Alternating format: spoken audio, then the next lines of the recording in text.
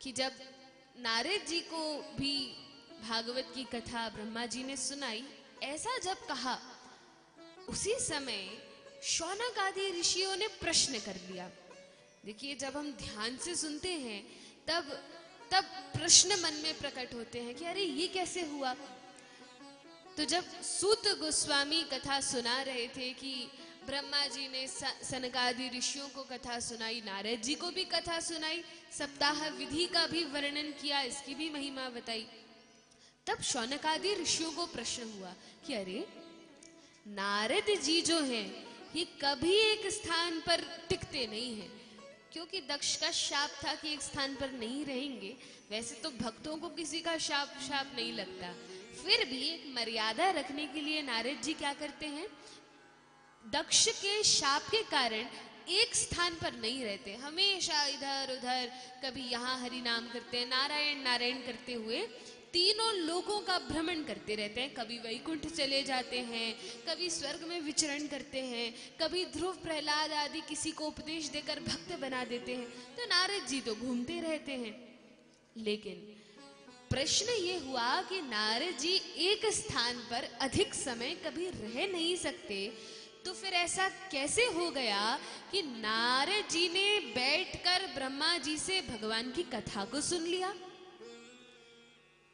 जब ये प्रश्न उठा तब सूत गोस्वामी बताते हैं कि एक बार की बात है, एकदा ही विशालायाम चत्वार ऋषयो मलाह सत्संगार्थम समायाता ददृशुस्तत्र नारदम।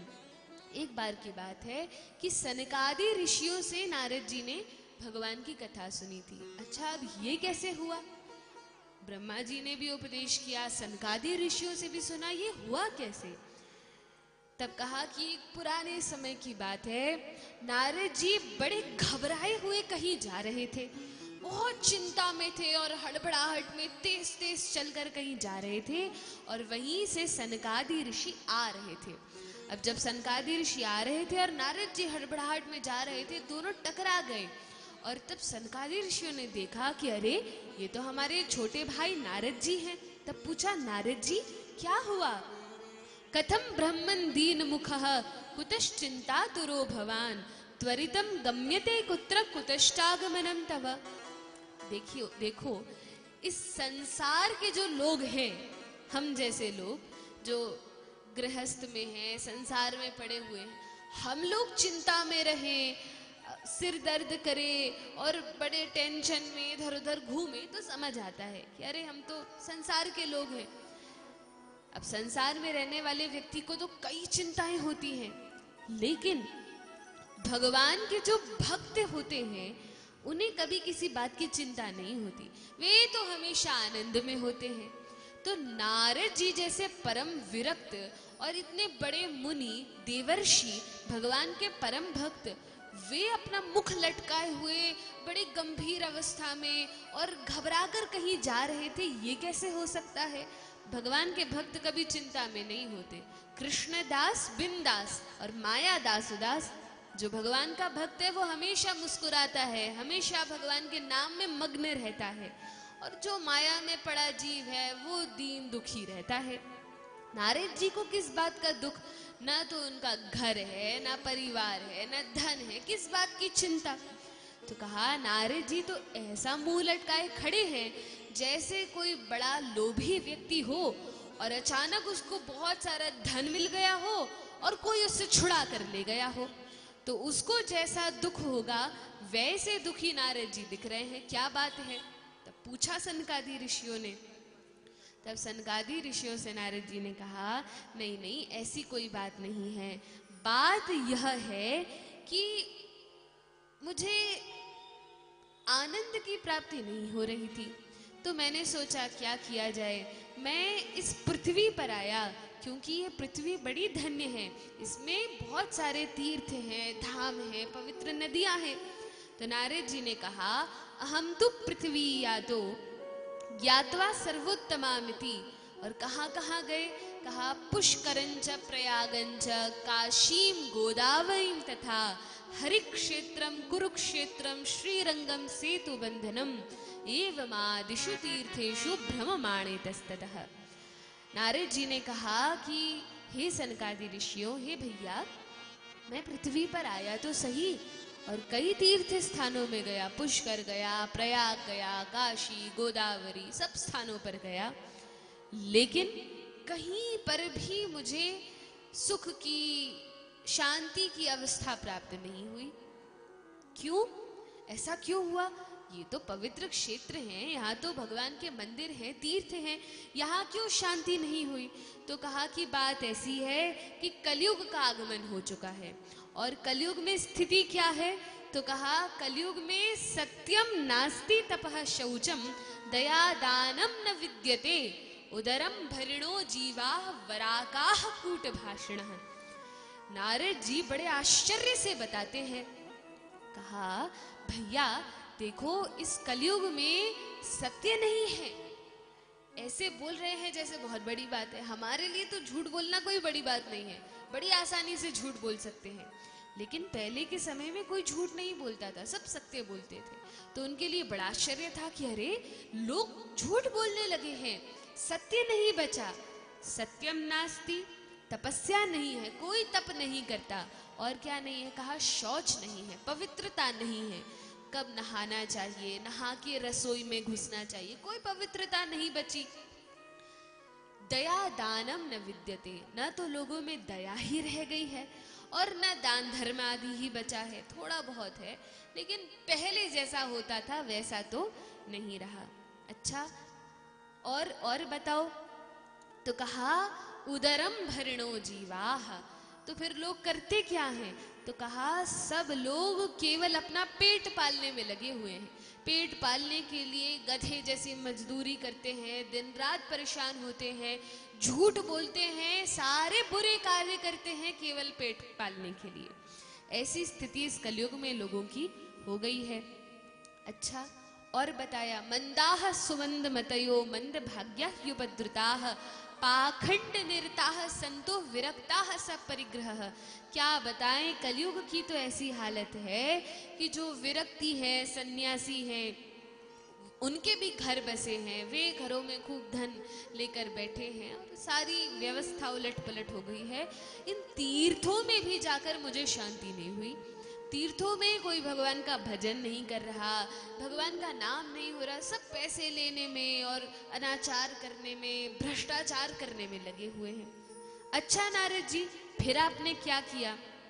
तो कहा कि मैं बहुत परेशान हो गया। मैंने सोचा कि वृंदावन जाना चाहिए, क्योंकि वृंदावन एक ऐसा स्थान है, वृंदावन एक ऐसी पवित्र भूमि है जहां पर भगवान श्री कृष्ण सदैव विराजमान रहते हैं। भगवान वृंदावन छोड़कर कभी कहीं नहीं जाते, हमेशा रहते हैं। भगवान ने वचन दिया है कि व्रज को छोड़कर एक पग भी मैं बाहर नहीं रखूंगा, हमेशा वृंदावन में रहूंगा। अब भगवान वृंदावन में है तो भक्ति भी है, ज्ञान वैराग्य सभी कोई वृंदावन में है। तो नारद जी ने कहा कि मैं वृंदावन आया, और जब मैं वृंदावन आया तो मुझे बड़ा सुख हुआ। यमुना के तट पर जब मैं खड़ा हो गया तो मुझे बड़ा आनंद हुआ। सर्वत्र सब मृदंग करताल लेकर भगवान के नाम का संकीर्तन कर रहे थे और उस समय बड़ी शांति मुझे प्राप्त हुई। लेकिन तभी मैंने देखा कि यमुना के तट पर कुछ माताएं बैठी हैं, कुछ देवियां बैठी हैं, और वे देवियां बड़ी सुंदर हैं, दिव्य लग रही हैं। ऐसा लग रहा है कोई स्वर्ग से देवी आई हैं, कोई लक्ष्मी है, कोई सरस्वती है, बड़ी सुंदर सुंदर देवियां हैं। और उन सभी देवियों के मध्य में, बीच में भक्ति देवी साक्षात नारी का स्वरूप धारण करके विराजमान है। स्त्री रूप में भक्ति देवी बैठी हैं और वे भक्ति देवी रो रही हैं। सनकादि ऋषियों ने कहा क्यों रो रही है? कहा भक्ति देवी तो रो रही है, साथ में गंगा जी पास में बैठी हैं, यमुना जी बैठी हैं, वे भी बड़ी दुखी होकर उनको चुप कर रही हैं, उन्हें सांत्वना दे रही हैं, उन्हें सहला रही हैं।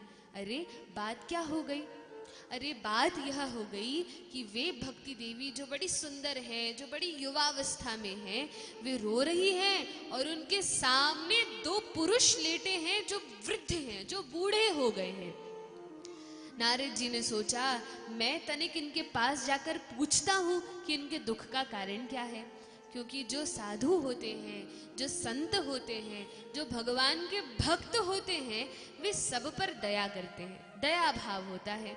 तो नारद जी पास में जाते हैं, लेकिन फिर सोचा ये तो सब माताएं हैं और मैं हूँ ब्रह्मचारी, इनके पास जाकर मैं क्या करूँगा। तो नारद जी जाने लगे, लेकिन जैसे ही नारद जी जाने लगते हैं, वे भक्ति देवी जो रो रही थी, वे चिल्लाकर कहती है, भो भो साधु क्षणम तिष्ठ मच्चिंताम अपि नाशय। हे साधु रुकिए रुकिए, ठहरिए, क्या बात है, मेरी चिंता को भी आप नष्ट कीजिए। आप तो साधु हैं, सबके विपत्तियों का नाश करते हैं, मेरी भी एक विनती है। क्या विनती है? देवी आप हैं कौन, पहले ये बताइए। नारद जी आपने मुझे पहचाना नहीं? नहीं देवी, मैंने तो आपको नहीं पहचाना। अरे नारद जी, आप तो भगवान के परम भक्त हैं और मैं साक्षात भक्ति हूँ, जो सभी भक्तों के हृदय में विराजमान है, जो हम सबको भगवान से मिला देती है। मैं वही भक्ति हूँ जो मनुष्य रूप में बैठी हूँ। अच्छा, आप भक्ति देवी हैं? हाँ, मैं भक्ति हूँ। तो भक्ति देवी कहती है, अहम भक्तिरिति ख्याता इमौ में तनयौ मतौ ज्ञान वैराग्य नामानौ काल योगे न जर्जरौ। नारद जी मैं तो भक्ति हूँ, लेकिन ये जो दो पुरुष लेटे हैं ये और कोई नहीं, ये मेरे ही पुत्र हैं जो बूढ़े हो गए हैं। अब बताइए, क्या कभी ऐसा देखा है कि बच्चे तो हो गए खूब बूढ़े और माता हो गई जवान? ऐसा क्या कभी हम देखते हैं? नहीं देखते। माता बूढ़ी होती है, बच्चे जवान होते हैं।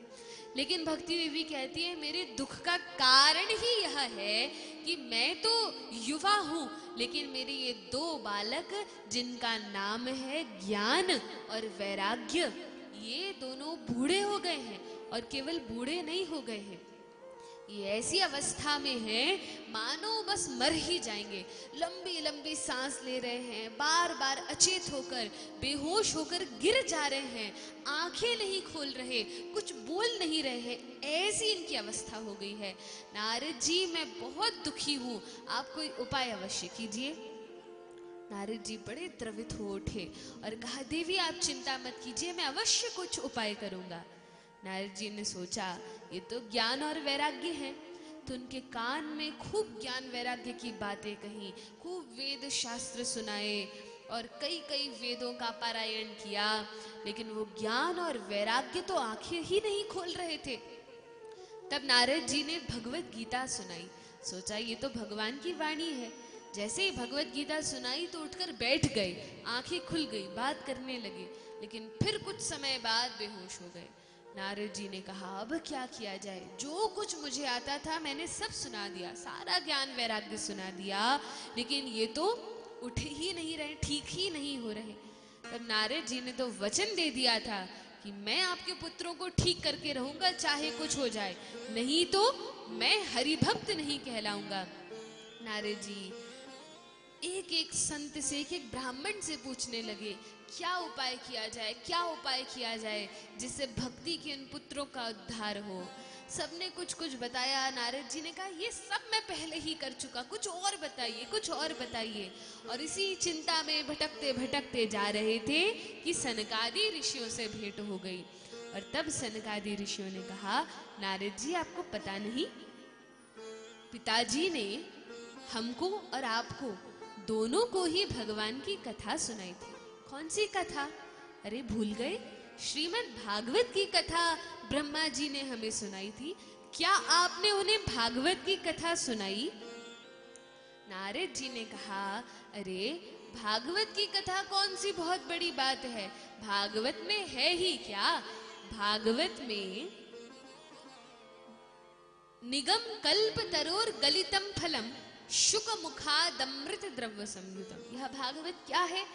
तो कहा, जितने वेद शास्त्र हैं उनका सार ही तो भागवत है, कुछ अलग से तो नहीं है। मैंने तो साक्षात वेद सुना दिए, तब ज्ञान वैराग्य ने कहा, आपने भागवत की महिमा को नहीं श्रवण किया, आप इसकी महिमा को नहीं जानते, इसलिए आपके हृदय में इसके प्रति दृढ़ विश्वास नहीं है। देखिए, अब हम आपको भागवत की कथा सुनाते हैं और तब देखिएगा कैसे भक्ति के दोनों पुत्र एकदम ठीक होकर प्रकट होते हैं। कहा ठीक है, अच्छा कौन कथा, ठीक है कथा का आयोजन तो हम करेंगे, कौन सुनाएगा कौन सुनेगा। नारद जी से कहा आपने तो सुनी है, आप ही सुना दीजिए, हम लोग सुनते हैं। नारद जी ने कहा नहीं नहीं, मुझे तो पहले से ही ठीक से विश्वास नहीं है, मैं कथा सुनूंगा और आप लोग सुनाइए। होता ये है कि एक वक्ता होते हैं और बाकी सब बैठकर सुनते हैं, लेकिन ये जो सनकादि ऋषि हैं ये चार कुमार हैं, सनक, सनंदन, सनातन और सनत कुमार। इन चारों को सनकादि कहते हैं और ये चारों हर समय एक साथ होते हैं। चारों व्यासपीठ पर बैठ गए और नारद जी श्रोता बनकर बैठ गए। जैसे ही सारे ऋषि मुनियों को समाचार मिला कि भगवान की कथा हो रही है, जब भक्तों को समाचार मिलता है तुरंत सब काम छोड़कर कथा में आ जाते हैं। ये भक्तों की पहचान होती है। सारे बड़े बड़े ऋषि मुनि संत महात्मा कथा में आ गए। जो बिना बुलाए आए थे उनका नाम तो भागवत में, जिन्हें बुलाना नहीं पड़ा और तो भी आ गए दौड़ दौड़ के, उनका नाम तो भागवत में लिखे हुए हैं। और जिनको निमंत्रण देकर भेजना पड़ा कि भैया कथा हो रही है, आ जाओ, बार बार निवेदन करना पड़ा, उनका नाम भागवत में नहीं है। तो भगवान की जब कथा हो तब ये प्रतीक्षा नहीं करनी चाहिए कि कोई बुलाएगा कोई चलेगा तब हम जाएंगे। चाहे कि कथा कहीं हो रही है बस वहां पहुंच जाना चाहिए। तो